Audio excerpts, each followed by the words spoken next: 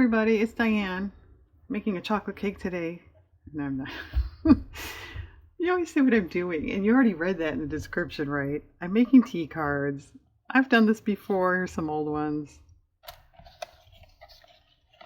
But I haven't done this for a while. It is a very simple project if you've never done it. My bases are poster board. You can use any kind of heavier paper or file folder, that kind of thing. The base is 1 3/8 inches by 2 5/8, and then the images are 1 3/16 by 2 3/8. So it's a little fussy as far as measuring goes, but that's so you get your nice border there. I got these from Amy, the Al John channel. I did a video about this a long time ago. If I think of it, I'll link it, and that gives all my back information. But anyway, all this really is harvesting, trimming, and gluing. So what do people want to watch? I hardly ever trim on camera. Not that that's exciting. But I thought I'd do that since I was giving these precise measurements. And when I do this, these are catalog images. I just eyeball it on the trimmer. I don't, see those words are showing. I don't, plot it out with a ruler and a pencil, which you certainly could do if you don't have a trimmer, don't want to use a trimmer.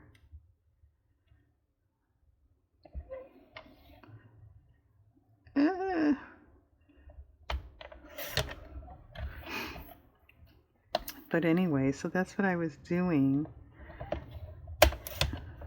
Let's see if it works. Yeah, it's pretty good. There we go. And then as you maybe saw, I put these little labels on the backs. You don't have to do that. My husband designed these for me. Or you could just write on the backs or just border it, with a marker or pencil or something. But I think it kind of dresses it up. And you can do any kind of images. You certainly don't have to use floral stuff. Whoops. I just thought you'd like to hear me slap my trimmer around today. But there's tea cards and cigarette cards with probably any subject you'd want to name. But I have a abundance of seed catalogs, so that's why I went there first. Alright, I guess you get the idea, and I guess there's not too much to this project. This is kind of nice to do if you're looking for something not too involved. Doesn't involve a whole lot of thought other than measuring and slapping your trimmer thing. What do you call this thing? Guide. Okay, I'm going to continue trimming and slapping, and then I guess I'll just glue and come back, and that'll be the end. You can do a show and tell. Okay, I'll adjust my mouth while I'm off.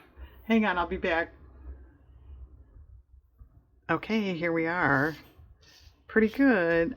This one I noticed is a little off center, and also needs to get trimmed with the backing. So I thought of putting a little ink around the edges. Maybe that would help that. Usually I just leave them white because these are new photos.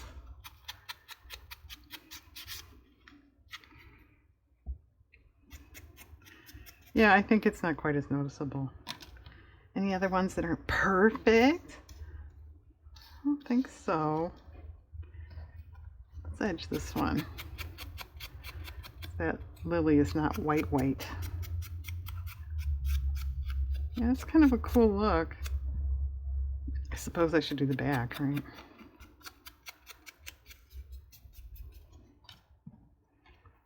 So there, you can age them up too if you would like. So what do you do with these? Anything you want. I generally put them in journals as little journal cards because you can write on the back. Bookmarks. Happy Mail, put them on a tag or a card, any of that kind of stuff. Just collect them, trade them with your friends. What about this one? Is sort of those colors there look a little aged, even though it's not, but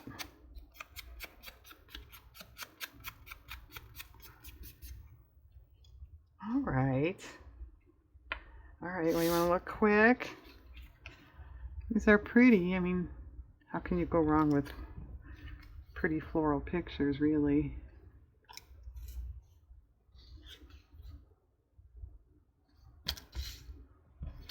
It's sort of a fun thing to do. I think this one should get aged. Just to select, I think, you know, you have to sort of look and see what you might think would look good. I don't know. I think that's kind of fun. Yeah, that's better. A bee. It's kind of cute.